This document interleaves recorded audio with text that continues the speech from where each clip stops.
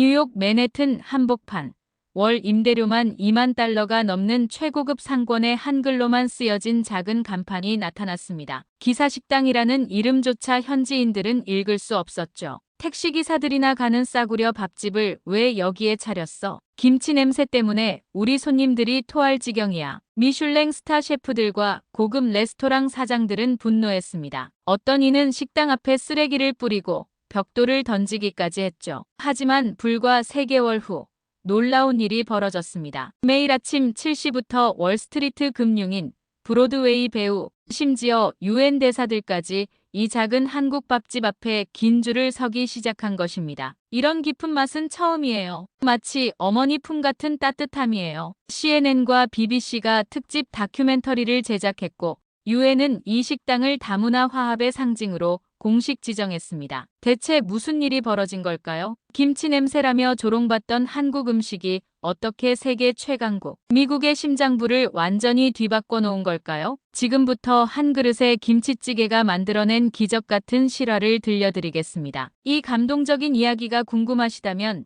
끝까지 시청해 주시고 좋아요와 구독 버튼도 꼭 눌러주세요. 안녕하세요. 저는 윤준우입니다. 뉴욕 맨해튼 한복판에서 기사식당이라는 작은 한국 밥집을 운영하고 있어요. 2024년 3월 15일, 제 인생에서 가장 험난한 하루가 시작됐습니다. 새벽 5시부터 준비한 김치찌개 냄새가 거리로 퍼져나가자 옆 건물 미슐랭 레스토랑 르 파라디의 주방장 캐롤린이 성큼성큼 걸어왔어요. 그녀는 이 지독한 냄새 때문에 자신의 손님들이 토할 지경이라며 당장 문을 닫으라고 하더군요. 저는 조용히 고개를 숙였습니다. 20년 전 미국에 처음 왔을 때도 이런 말들을 들었거든요. 캐롤린의 얼굴이 붉어졌어요. 그녀는 곧바로 휴대폰을 꺼내 뉴욕타임스에 전화를 걸더군요. 맨해튼에 심각한 공중보건위해 요소가 생겼다며 기자들을 부르기 시작했어요. 30분 후 기자 3명이 달려왔습니다. 캐롤린은 카메라 앞에서 연기하듯 코를 막으며 말했어요. 이 김치 냄새가 서구 문명에 대한 도전이며 지역의 품격을 떨어뜨리고 있다고 주장하더군요. 저는 가슴이 먹먹했습니다. 한국에서 IMF 시절 가족이 하루 한 끼도 못 먹던 그 절망적인 기억이 되살아났거든요. 그때 어머니가 말씀하셨죠. 준우야, 밥은 사람을 살리는 거란다. 굶주린 사람에게 따뜻한 밥 한 그릇보다 소중한 건 없다고요. 오후 2시쯤 더 큰 충격이 기다리고 있었습니다. 식당 앞에 악취나는 쓰레기 더미가 쌓여 있었어요. 그 안에는 죽은 쥐까지 섞여 있더군요. 분명 캐롤린의 짓이었지만 증거는 없었습니다. 저는 깊게 숨을 들이마셨습니다. 식당 안쪽 벽에 걸린 한국어 간판이 눈에 들어왔어요. 밥은 사람을 굶기지 않는다. 아버지가 써주신 글씨였습니다. 아니다. 우리는 계속한다고 마음을 다잡았죠. 그날 저녁 놀라운 일이 벌어졌어요. 젊은 미국인 커플이 호기심 어린 눈으로 들어왔습니다. 남자가 김치찌개 한 숟갈을 뜨더니 눈을 크게 뜨면서 정말 특별한 맛이라며 감탄했어요. 여자도 된장찌개를 맛보고는 이런 따뜻한 맛은 처음이라고 놀라워했습니다. 그 순간 저는 확신했습니다. 진짜 좋은 음식은 말이 통하지 않아도 마음을 움직인다는 것을요. 캐롤린이 아무리 방해해도 한국인의 정성으로 끓인 이 따뜻한 국물 한 그릇이 결국 승리할 거라고 믿었어요. 밤 11시 마지막 손님을 배웅하고 나서 저는 혼자 앉아 김치찌개를 떠먹었습니다. 어머니의 손맛이 그리웠죠. 내일도 또 다른 시련이 기다리고 있겠지만 포기할 수는 없었어요. 이 작은 밥집이 뉴욕 한복판에서 한국의 따뜻한 마음을 전하는 다리 역할을 해야 한다고 생각했거든요. 기사식당을 연지 이틀째 되던 날, 제 인생에서 가장 무서운 순간을 겪었어요. 새벽 5시 30분. 평소처럼 김치찌개를 끓이고 있었습니다. 직원 미영이가 주방에서 설거지를 하고 있었죠. 그때 갑자기 퍽 하는 소리와 함께 유리창이 산산조각 났어요. 벽돌 하나가 주방 한복판으로 날아왔습니다. 미영이 얼굴에 유리 조각이 튀어서 피가 흘렀어요. 저는 얼른 그녀를 부축해서 응급실로 데려갔습니다. 20대 초반의 어린 직원이 계속 떨고 있었어요. 오후 2시쯤 경찰이 왔어요. 존슨 경관이 현장을 살펴보더니 고개를 저었습니다. 목격자도 없고 CCTV 사각지대라며 수사하긴 하겠지만 쉽지 않을 것 같다고 하더군요. 30분 후 캐롤린이 기자들을 대동하고 나타났어요. 그녀는 뻔뻔하게 웃으며 참 안타까운 일이라면서도 자신들은 전혀 모르는 일이라고 잡아떼더군요. 그 순간 제 가슴속 깊은 곳에서 무언가가 끓어올랐어요. 한국에서 IMF 시절을 떠올렸습니다. 하루 한 끼도 제대로 못 먹던 그 시절. 아버지가 일자리를 찾아 헤매던 모습이 겹쳤어요. 왜 우리는 항상 이런 식으로 당해야 하는 걸까 싶었죠. 저는 주먹을 꽉 쥐었습니다. 눈물이 목구멍까지 올라왔지만 참았어요. 울면 지는 거라고 생각했거든요. 그날 저녁 식당 문을 열까 고민했어요. 유리창은 합판으로 막아놨고 주방은 엉망이었습니다. 하지만 문득 어머니 말씀이 떠올랐어요. 준우야, 밥상은 절대 비워두면 안 된다. 누군가는 굶주려 있을 테니까라고 하셨던 말씀이요. 저는 마음을 다잡고 다시 김치찌개를 끓였습니다. 된장찌개, 제육볶음, 시래기국까지 평상시와 똑같이 정성스럽게 준비했어요. 신기하게도 그날 저녁 손님이 더 많이 왔어요. 소문을 듣고 찾아온 사람들이었습니다. 한 중년 남성이 김치찌개를 한 숟갈 뜨더니 눈을 감으면서 이 맛이야. 따뜻하고 진짜 같은 맛이라고 하더군요. 젊은 여성 손님은 반찬 하나하나를 신기해했습니다. 콩나물 무침이 이렇게 아삭하고 상큼할 수가 있냐며 놀라워했어요. 저는 그제야 깨달았어요. 캐롤린이 아무리 방해해도 진짜 맛있는 음식 앞에서는 사람들이 모인다는 것을요. 한국 음식이 가진 따뜻한 힘을 사람들이 알아보고 있었던 거죠. 밤 10시쯤 마지막 손님을 보내고 나서 저는 깨진 유리창을 바라봤습니다. 내일 아침에 새로 갈아 끼워야겠죠. 하지만 이상하게 기분이 나쁘지 않았어요. 우리가 이기고 있는 건가 하는 생각이 들더군요. 그때 휴대폰에 미영이에게서 문자가 왔어요. 내일부터 다시 나가도 되냐면서 무섭긴 하지만 그래도 우리 식당이 좋다고 하더군요. 저는 미소를 지었어요. 20년 전 미국에 처음 와서 온갖 차별을 당했던 그때와는 달랐습니다. 이제는 함께 싸워줄 사람들이 있었거든요. 한국의 밥심이 뉴욕 한복판에서 뿌리를 내리기 시작한 거예요. 기사식당을 연지 일주일째 되던 날 예상치 못한 일이 벌어졌어요. 오전 11시쯤 20대 초반으로 보이는 젊은 여성이 들어왔습니다. 손에는 카메라를 들고 있었어요. 저는 또 기자인가 싶어 긴장했죠. 그런데 자신을 푸드 인플루언서 에밀리라고 소개하더군요. 이 근처 김치 냄새 논란을 듣고 왔다고 했어요. 에밀리는 김치찌개와 된장찌개, 반찬들을 주문했습니다. 그리고는 음식 하나하나를 정성스럽게 촬영하기 시작했어요. 저는 조마조마한 마음으로 지켜봤죠. 첫 숟갈을 뜬 순간 에밀리의 표정이 확 바뀌었어요. 오 마이 갓, 이게 뭐냐면서 이런 깊은 맛은 처음이라고 감탄하더군요. 그녀는 연신 감탄하며 촬영을 계속했습니다. 김치 하나하나를 맛보고 된장찌개의 구수함에 눈을 감기도 했어요. 에밀리가 인터뷰를 요청했어요. 저는 서툰 영어로 대답했습니다. 저희 음식은 단순하지만 마음을 담아 만든다고, 한국에서는 이런 걸 정성이라고 한다고 말했죠. 오후 3시쯤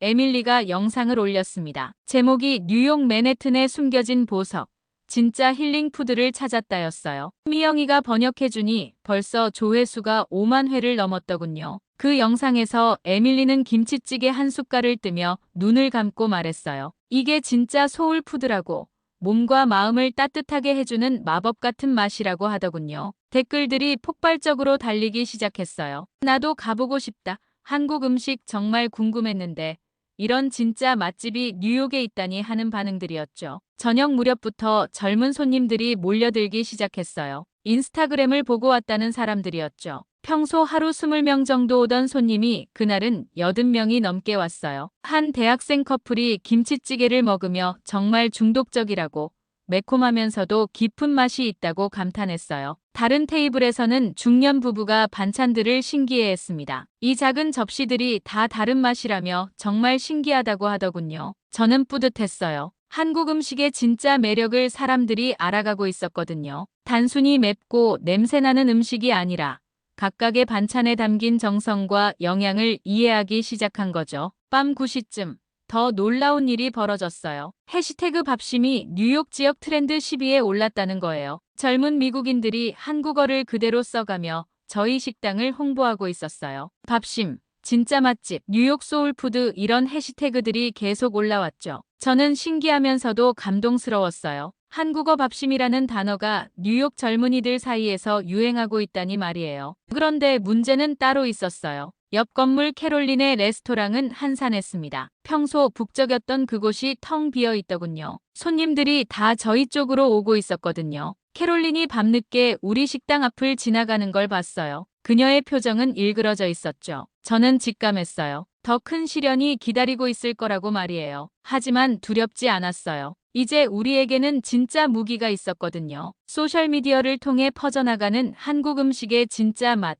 그리고 그 맛을 알아보는 사람들의 마음이었죠. 기사식당이 SNS로 유명해진 지 며칠 후 진짜 큰 위기가 찾아왔어요. 3월 25일 오전 9시 맨해튼 지역 상인회에서 긴급회의가 열렸습니다. 저도 모르는 사이에 제가 주요 안건이 되어 있더군요. 회의 내용이 언론을 통해 흘러나왔는데 정말 충격적이었어요. 상인회 회장 로버트가 150년 전통의 맨해튼 지역인데 갑자기 이상한 냄새와 소음으로 품격이 떨어지고 있다고 말했다고 하더군요. 캐롤린은 더 노골적이었어요. 기자들 앞에서 당당하게 뉴욕이 아시아 거리로 전락하는 걸 그냥 지켜볼 수는 없다고 말했죠. 오후 2시쯤 미영이가 겁에 질린 얼굴로 뛰어왔어요. 큰일이라면서 청원 서명을 받고 있다고 알려줬습니다. 나가보니 캐롤린과 상인의 사람들이 길거리에서 서명을 받고 있었어요. 피켓에는 기사식당 강제 폐업이라고 적혀 있었죠. 그들이 지나가는 사람들에게 말하는 걸 들었습니다. 이 김치 냄새 때문에 아이들이 학교에서 놀림받는다거나 집값이 떨어질까봐 걱정된다는 식으로 말하더군요. 하지만 놀라운 건 서명하는 사람보다 거부하는 사람이 더 많았다는 거예요. 한 중년 여성이 화를 내며 무슨 소리냐면서 그 식당 음식 정말 맛있던데 왜 그러냐고 하더군요. 젊은 남성도 고개를 저으면서 다양성이 뉴욕의 매력 아니냐며 왜 배타적으로 구느냐고 반박했어요. 저는 조금 안심했지만 걱정이 더 컸어요. 상대방이 조직적으로 움직이고 있었거든요. 그날 저녁 더 큰 충격이 기다리고 있었어요. 뉴욕시청 보건부에서 급작스럽게 위생점검을 나온 거예요. 평소보다 훨씬 까다로운 기준으로 체크했죠. 점검관이 냉장고 온도를 재고 조리도구를 하나하나 살펴봤어요. 김치 발효 과정까지 문제 삼으면서 이 김치라는 게 부패한 건 아니냐고 의심하더군요. 저는 정중하게 설명했습니다. 발효는 부패와 다르며 유산균이 만드는 건강한 과정이라고 말이에요. 하지만 점검관의 표정은 믿지 못하겠다는 듯 했어요. 결국 재검사 대기 딱지를 붙이고 갔습니다. 일시적으로 영업정지였죠. 그날 밤 저는 잠을 이룰 수 없었어요. 한국에서 IMF 때 아버지가 사업 망하고 절망하던 모습이 떠올랐습니다. 그때도 이런 느낌이었을까요? 모든 게 무너져 내리는 기분이었어요. 다음 날 아침 의외의 일이 벌어졌어요. 식당 문 앞에 사람들이 모여 있었는데 항의하러 온 게 아니라 응원하러 온 거였어요. 한 할머니가 종이에 우리는 따뜻한 밥 한 그릇이 필요하다고 써서 들고 있었어요. 대학생들은 다양성이 뉴욕의 힘이라는 피켓을 만들어 왔죠. 에밀리도 와서 포기하시면 안 된다면서 진짜 좋은 음식은 결국 이기게 되어 있다고 격려해줬어요. 저는 그제야 깨달았어요. 이건 단순한 음식 냄새 문제가 아니라 문화의 충돌이었던 거죠. 오래된 전통과 새로운 다양성 사이의 갈등이었어요. 하지만 저는 포기할 수 없었어요. 한국 음식이 가진 따뜻함과 건강함을 더 많은 사람들이 알아야 한다고 생각했거든요. 재검사일까지 일주일. 저는 모든 서류를 다시 점검하고 주방을 완벽하게 정리했습니다. 이번 싸움에서는 절대 질 수 없었어요. 한국의 밥심이 뉴욕 전통과 당당하게 맞설 수 있다는 걸 보여주고 싶었거든요. 재검사를 기다리며 불안한 나날을 보내던 중 정말 예상치 못한 일이 벌어졌어요. 4월 2일 오전 10시 뉴욕타임스 기자 제시카 윌슨이 찾아왔습니다. 처음엔 또 다른 비판 기사를 쓰려는 줄 알고 긴장했죠. 하지만 그녀는 푸드 전문 기자라면서 며칠 동안 이 논란을 지켜봤는데 직접 음식을 맛보고 싶어서 왔다고 하더군요. 제시카는 김치찌개, 된장찌개, 불고기 정식을 주문했습니다. 그리고는 정말 진지하게 음식을 음미하기 시작했어요. 한 숟갈 한 숟갈 천천히 맛보면서 메모까지 했죠. 이 김치의 발효 정도가 완벽하다면서 신맛과 감칠맛의 균형이 훌륭하다고 평가하더군요. 저는 깜짝 놀랐어요. 외국인이 김치의 발효도까지 알아볼 줄이야. 그녀는 계속 질문했습니다. 이 된장찌개의 깊은 맛은 어떻게 내느냐고 물어보더군요. 저는 정성스럽게 설명했어요. 멸치와 다시마로 우린 육수, 3년 묵은 된장의 비밀까지 모든 걸 털어놓았죠. 일주일 후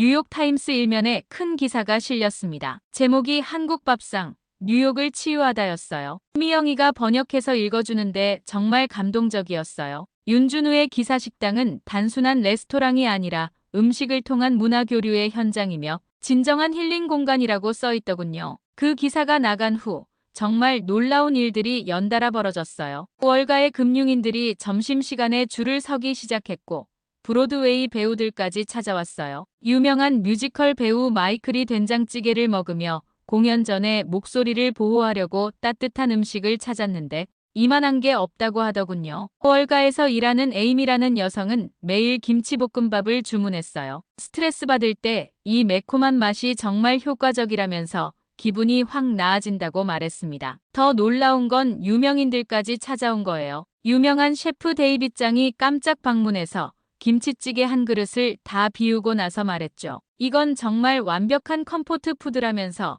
기술적으로도 훌륭하다고 평가하더군요. CNN에서도 취재진을 보냈어요. 리포터가 카메라 앞에서 김치를 먹으며 리포트했습니다. 이곳 기사식당의 김치는 단순한 반찬이 아니라 수백 년 한국 전통이 담긴 발효 과학의 결정체라고 방송했어요. 저는 정말 믿기지 않았어요. 불과 한 달 전만 해도 냄새난다고 욕먹던 김치가 이제는 과학의 결정체라니요. 가장 감동적이었던 건 한 할아버지의 방문이었어요. 존 마틴이라는 80대 분이었는데 젊었을 때 한국전쟁에 참전했다고 하더군요. 그때 한국 아주머니가 끓여준 김치찌개 맛을 60년 넘게 잊지 못했는데 오늘 다시 맛보니 눈물이 난다면서 정말로 눈물을 흘리셨어요. 저도 덩달아 울컥했죠. 음식이 이렇게 사람과 사람을 이어주는 다리 역할을 할 수 있구나 싶었어요. 그날 저녁 재검사 결과가 나왔어요. 완벽 통과였습니다. 보건부 직원이 시설도 완벽하고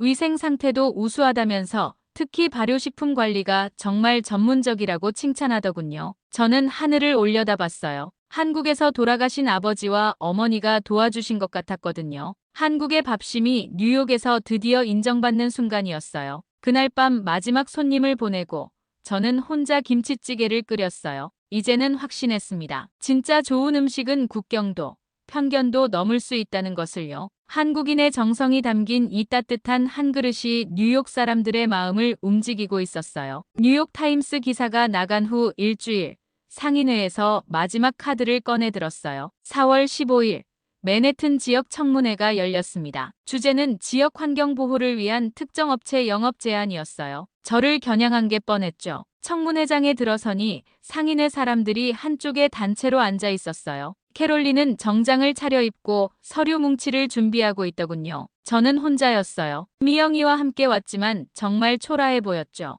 회의가 시작되자 캐롤린이 일어서서 존경하는 의원님들에게 김치 냄새는 명백한 공공피해라며 지역 품격을 떨어뜨리고 있다고 주장했습니다. 상인회 회장 로버트도 거들면서 150년 전통의 이 지역에 갑자기 이상한 냄새가 진동하고 있다며 집값 하락도 우려된다고 말했어요. 저는 가슴이 답답했어요. 한국에서 자라면서 들었던 차별적인 말들이 떠올랐거든요. 항상 우리가 이상한 존재 취급을 받아야 하는 걸까요? 제 차례가 왔을 때 저는 떨리는 목소리로 말했습니다. 저는 합법적으로 허가받고 정성스럽게 음식을 만들고 있다고.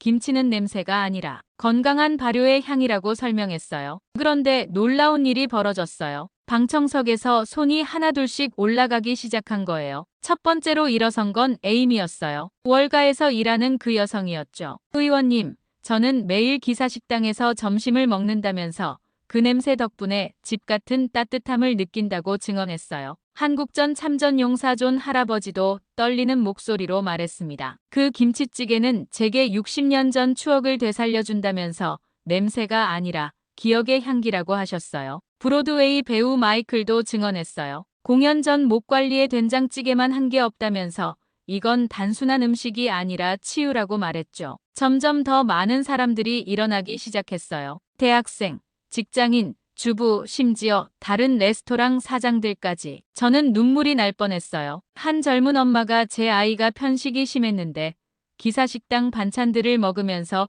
야채를 좋아하게 됐다고 말했습니다. 70대 할머니도 손을 들어서 당뇨 때문에 힘들었는데 김치 먹고 혈당이 안정됐다면서 의사도 놀라더라고 증언했어요. 의장이 당황하며 질서를 유지하려 했지만 소용없었어요. 방청석은 이미 시민응원 집회로 변해버렸죠. 한 대학생이 큰 소리로 외쳤어요. 다양성이 뉴욕의 힘 아니냐면서 왜 배타적으로 구느냐고 말했습니다. 다른 시민이 맞장구 치면서 밥은 사랑이라고, 사랑에 무슨 냄새가 있냐고 외쳤어요. 그 순간 저는 소름이 돋았어요. 밥은 사랑이다라는 피켓까지 누군가 만들어 왔더군요. 한국어로 써진 제 간판 문구를 영어로 번역한 거였어요. 캐롤린의 얼굴은 점점 일그러졌고 상인의 사람들은 당황해했어요. 예상과 완전히 다른 분위기였거든요. 의장이 마이크를 두드리며 시민 여러분의 의견을 충분히 들었다면서 이 안건은 재검토하겠다고 말했습니다. 청문회는 사실상 유야무야 끝났어요. 저는 방청석 사람들에게 감사하다고 인사했습니다. 그날 저녁 기사식당은 그 어느 때보다 북적였어요. 청문회에 와준 사람들이 다 몰려왔거든요. 저는 무료로 김치전을 부쳐서 나눠줬어요. 한 시민이 김치전을 먹으며 이게 바로 뉴욕 정신이라고, 서로 다른 걸 인정하고 받아들이는 것이라고 말했습니다. 저는 그제야 확신했어요. 한국의 밥심이 단순히 음식을 넘어서 사람들의 마음을 하나로 만드는 힘이 있다는 것을요. 뉴욕 시민들이 직접 증명해 준 거였어요. 더 이상 혼자가 아니었어요. 진짜 이웃들이 생겼거든요. 청문회가 끝나고 평화로운 나날이 이어지는 줄 알았는데 뉴욕에 정말 예상치 못한 시련이 찾아왔어요. 4월 25일 오후 6시.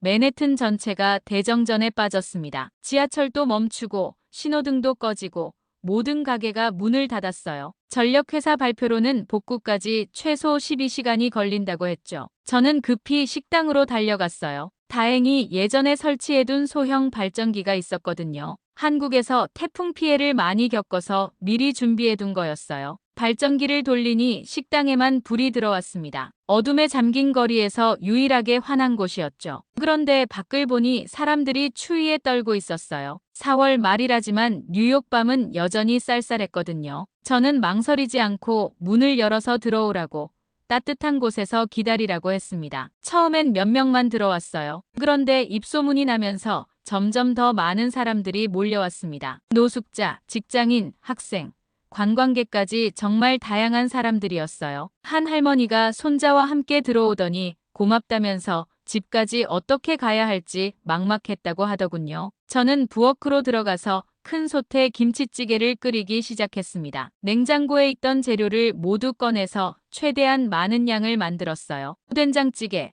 계란찜, 김치전까지 만들 수 있는 건 다 만들었죠. 무료로 드린다면서 배고프신 분들은 모두 드시라고 했어요. 사람들이 놀라워했어요. 갑작스러운 정전 상황에서 이런 따뜻한 대접을 받을 줄 몰랐거든요. 한 직장인이 김치찌개를 한 숟갈 뜨더니 눈물을 글썽이면서 집에서 엄마가 끓여주던 수프 맛이라고, 이렇게 따뜻할 줄 몰랐다고 말했어요. 시간이 지날수록 더 많은 사람들이 왔어요. 식당이 꽉 차서 밖에서 기다리는 사람들도 있었죠. 저는 밖으로 나가서 일회용 컵에 따뜻한 국물을 나눠줬습니다. 그런데 놀라운 건 다른 상점들의 반응이었어요. 옆 건물 캐롤린의 레스토랑은 완전히 문을 걸어 잠그고 있었어요. 셔터까지 내린 채로요. 다른 비싼 레스토랑들도 마찬가지였죠. 한 시민이 분개하며 평상시엔 비싼 돈 받고 장사하더니 정작 어려울 때는 외면한다고 말했어요. 오후 10시쯤 더 큰 문제가 생겼어요. 발전기 연료가 떨어져 가는 거예요. 그런데 그때 뜻밖의 일이 벌어졌습니다. 평소 기사식당 단골이던 존 할아버지가